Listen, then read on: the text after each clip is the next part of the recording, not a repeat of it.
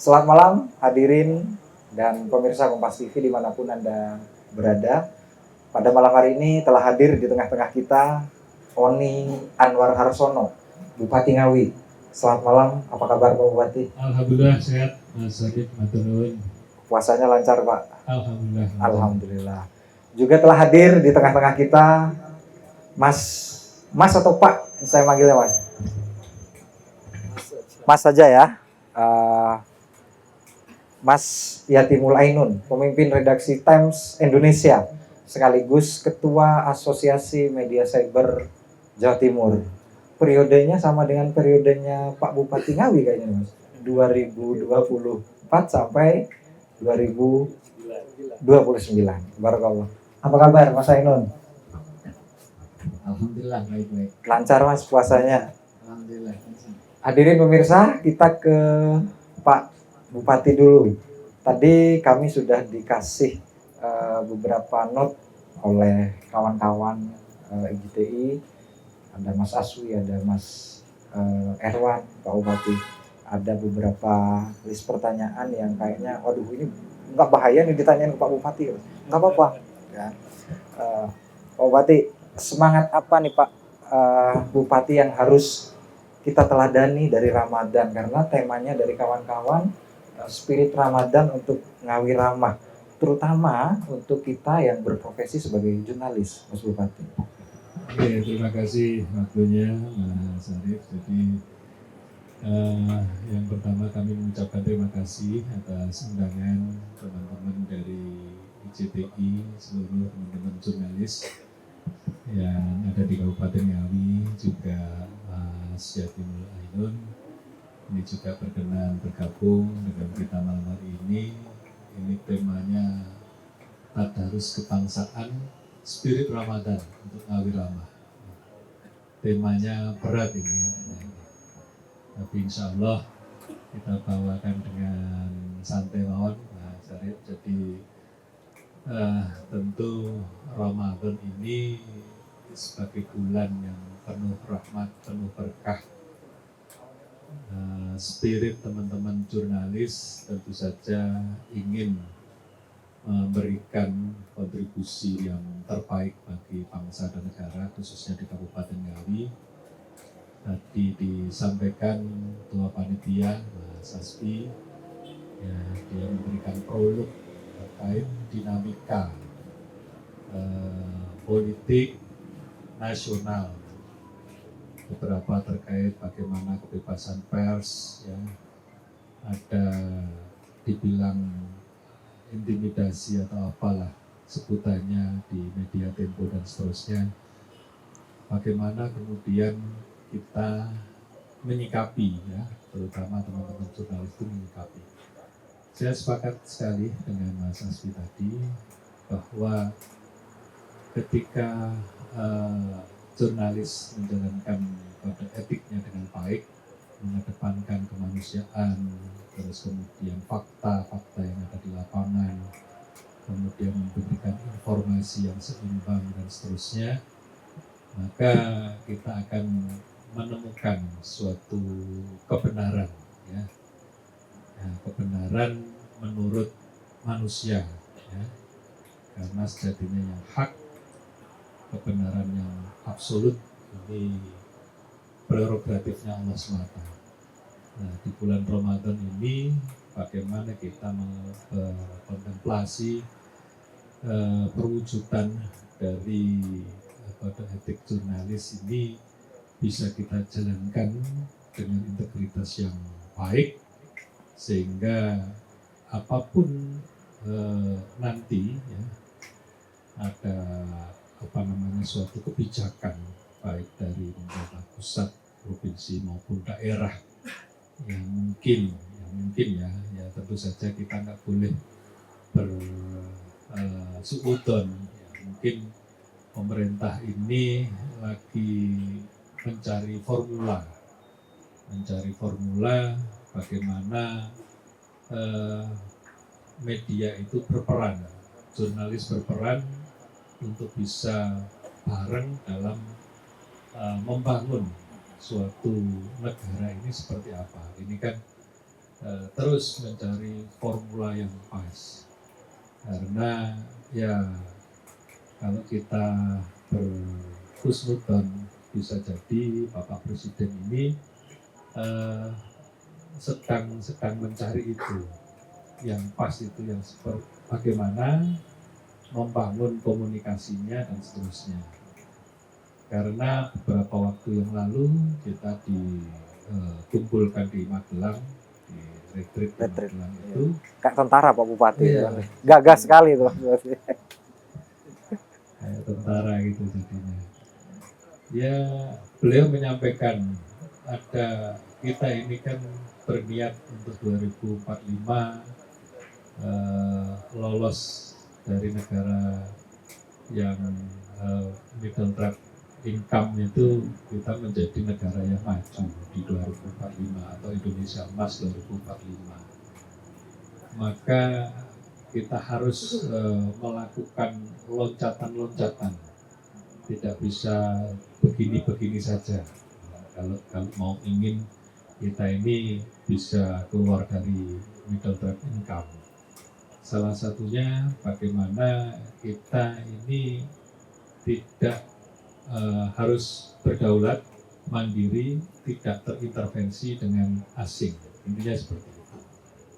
Nah, husnudon kita kepada pemerintah ya karena bisa jadi dengan masuknya atau derasnya teknologi informasi yang sekarang ini, kita sangat mudah sekali dipecah belah, ya.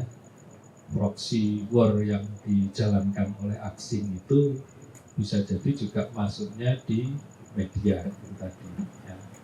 Mengapa di beberapa itu disentil medianya yang mungkin ada pro dengan luar, ada intervensi dari luar, ada pendanaan dari luar. Nah, ini kan dalam rangka pemerintah itu dalam rangka mencari formula itu. Kita ini selalu, aduh ini ada apa sih? Ya. Bisa jadi pemberitaan yang tidak berimbang, bisa jadi berita-berita yang tendensius, ada masukan dari luar, sehingga kita ini tidak tidak bisa menjadi negara yang besar dan seterusnya. Nah, memang alasan-alasan seperti itu harus ada tindak lanjut, ya. Komitmen dari tindak lanjut pemerintah pusat untuk bisa menjalankan pemerintahannya itu juga dengan integritas yang baik, ya. Tanpa itu semua saya yakin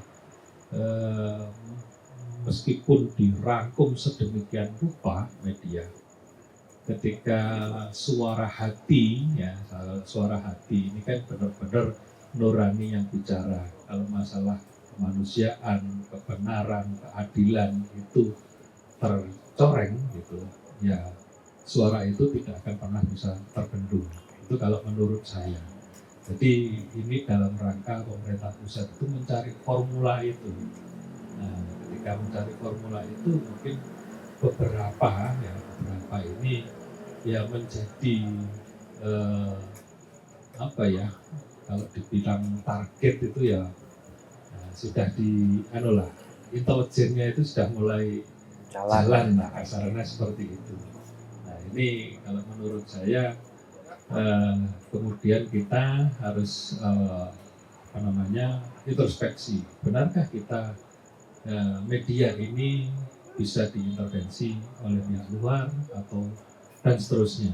Nah, ini menjadi bahasan yang di kalangan jurnalis itu berkembang seperti itu.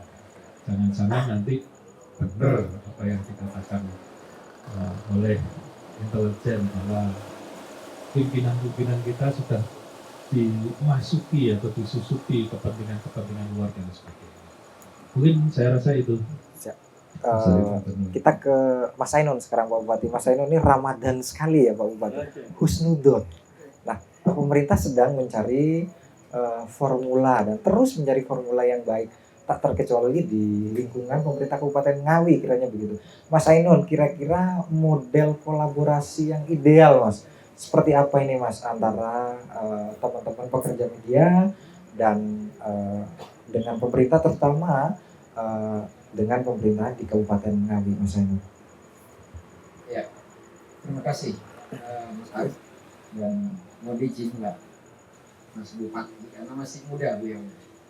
Jadi karena ini adalah tadarus kebangsaan, kita penting untuk memulai terlebih dahulu karena antara tadarus dengan ngaji ini kan berbeda. Kalau tadarus itu kita baca dan kita agak teliti mana yang keliru, mana yang ini. Nah, pada momentum bulan Ramadan ini ada 3 tahapan yang penting kita refleksikan bersama.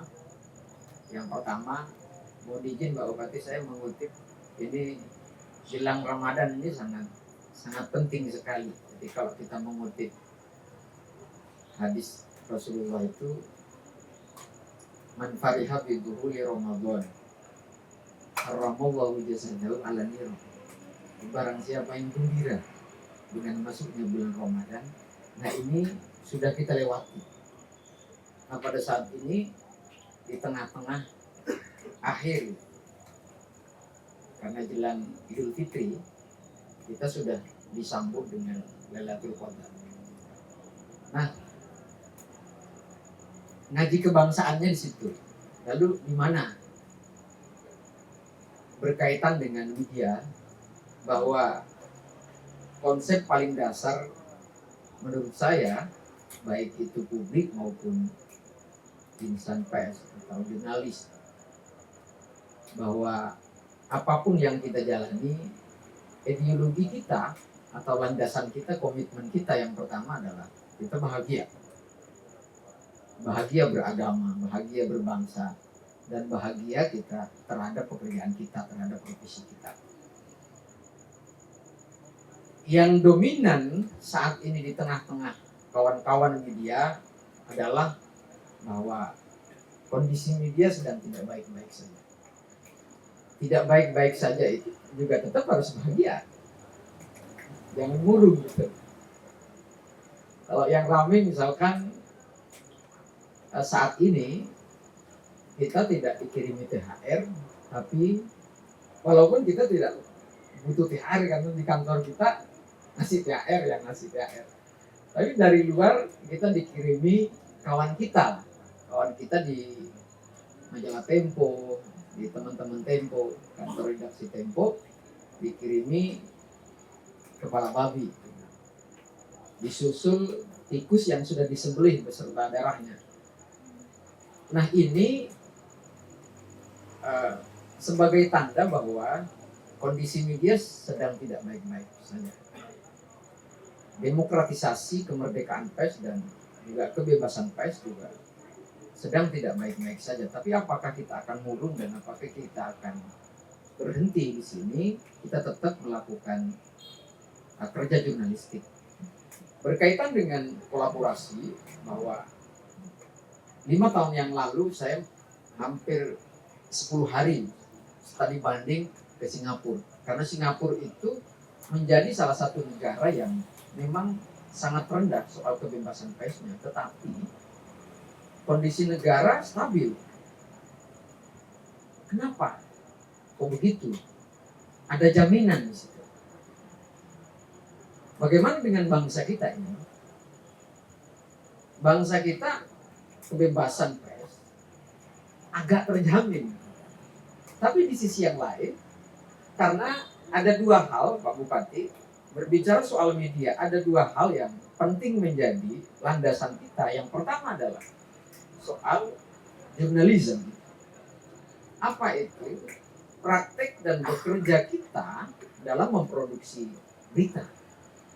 Itu menjadi ruh, menjadi ideologi kita bagi sebuah media, bagaimana memproduksi konten. Memproduksi konten hanya ada 2 hal. Apakah hal yang positif atau yang negatif. Yang kedua, tidak bisa proses produksi konten ini berjalan secara demokratis, memiliki kemerdekaan, memiliki kebebasan sesuai dengan undang-undang, karena kita dilindungi oleh undang-undang, kerja kita dilindungi oleh undang-undang. Yang kedua adalah persoalan bisnis media. Nggak bisa kita menuntut kebebasan pers, kemerdekaan pers, sementara yang memproduksi media ini masih ada persoalan. Logikanya sederhana, apakah negara menumpang terhadap dua hal ini, baik itu produksi konten maupun bisnis media? Nah, ini yang sedang kami rumuskan kalau di Asosiasi Media Cyber Indonesia itu soal seluruh platform-platform media. Karena dalam kondisi apapun media juga tidak bisa dinomorduakan bahwa media sosial sebagai pilar keempat demokrasi. Ancaman di internal kita, media sosial ini akan menjadi pilar keempat demokrasi. Ini kan ancaman di internal kita. Kenapa begitu? Karena publik, trust publik terhadap media sosial ini besar sekali. Walaupun juga apakah itu hoax atau tidak. Nah, ini bergantung pada sejauh mana literasi dan edukasi yang dilakukan oleh kita semua. Bagaimana publik bisa cerdas terhadap konten-konten yang kita terima setiap hari. Kita misalkan 2023 yang lalu di Australia itu sudah disahkan undang-undang bahwa usia dini dari tahun 14, umur 14 hingga 17 itu dilarang main media sosial. Dan itu sudah disahkan di Australia. Kenapa? Karena bukan dunianya di usia itu berselancar bermain media sosial.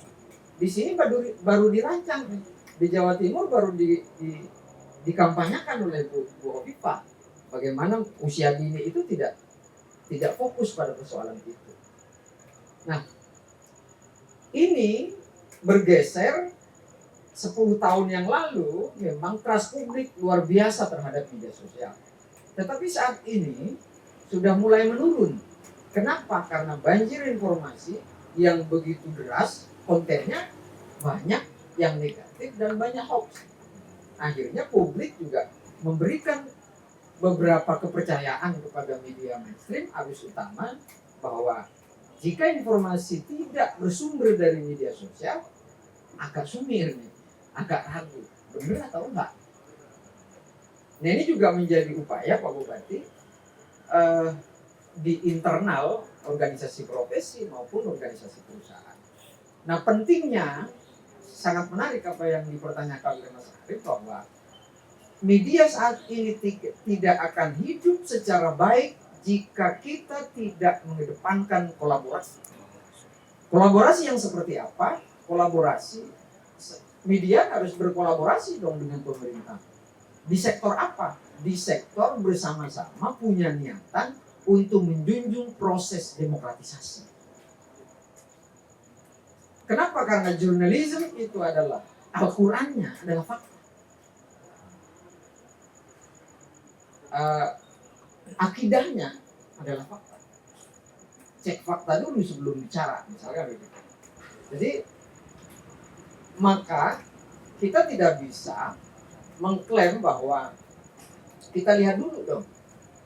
Dan memang kondisi saat ini sangat berat berbicara persoalan banyak kebijakan-kebijakan dan proses regulasi yang terjadi di pemerintah. Nah, apakah itu tidak menguntungkan bagi? Nah, itu proses yang harus kita jalani, proses yang harus kita lalui dengan kadar sikap kritis kita. Kritis bukan berarti pemberontak, mengecek fakta bukan berarti. Tetapi begini, platform global saat ini hanya ada satu konten yang memiliki nilai superpower, baik itu secara konten offline maupun online. Apa itu yang spektakuler? Konten kualitas. Bahkan Pak Bupati, regulasi Mbak Google saat ini ada beberapa hal menjadi konten yang dikejar oleh media mainstream. Pertama adalah soal kualitas konten. Sebagus apapun Dan secerih apapun konten yang dibuat, jika tidak berkualitas, maka akan dibuang oleh publik. Karena ini mesin. Selain berkualitas, yang kedua adalah soal lokalitas. Kualitas pasti, lokalitas apa yang ada di Ngawi ini yang harus menjadi literasi bagi publik, yang harus menjadi edukasi bagi publik. Dan itu adalah orisinilitas. Kualitas, lokalitas, orisinilitas. Sesuatu apapun pernah dirumuskan begini, Mas Arif. Jadi teman-teman di Jakarta pernah begini, jika presiden kita, misalkan Pak Prabowo itu jumpa pers di istana, siapa yang berani satu media atau banyak media mengklaim siapa yang punya orisinilitas itu? Nggak ada. Maka platform digital selaku platform global itu menilai tidak ada yang punya hakinya. Karena apa yang disampaikan oleh Pak Bupati misalkan ke publik tidak bisa diklaim oleh Kompas, tidak bisa diklaim oleh media-media yang lain, tapi untuk umum.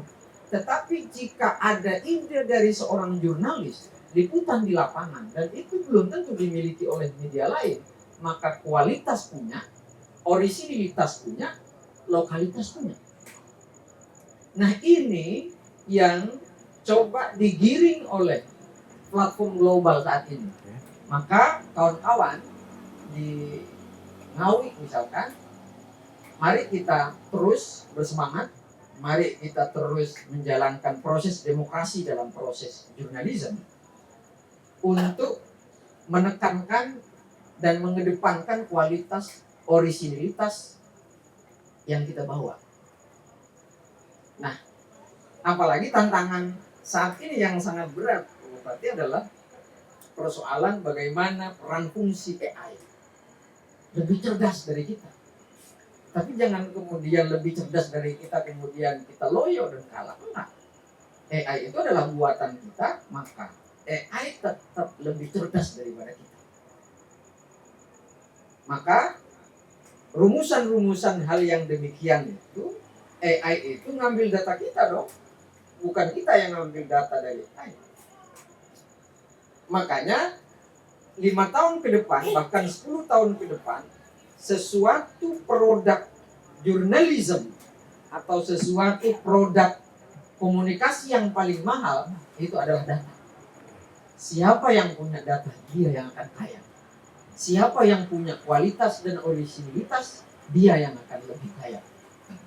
Itu mungkin yang ini. Dan tetapi saya hanya menekankan bahwa apapun intimidasi yang dilakukan kepada media harus tetap kita sortir, harus tetap kita kaji untuk melahirkan sikap kemerdekaan pers, kebebasan pers, dan melahirkan inspirasi bagi kita bagaimana media ke depan.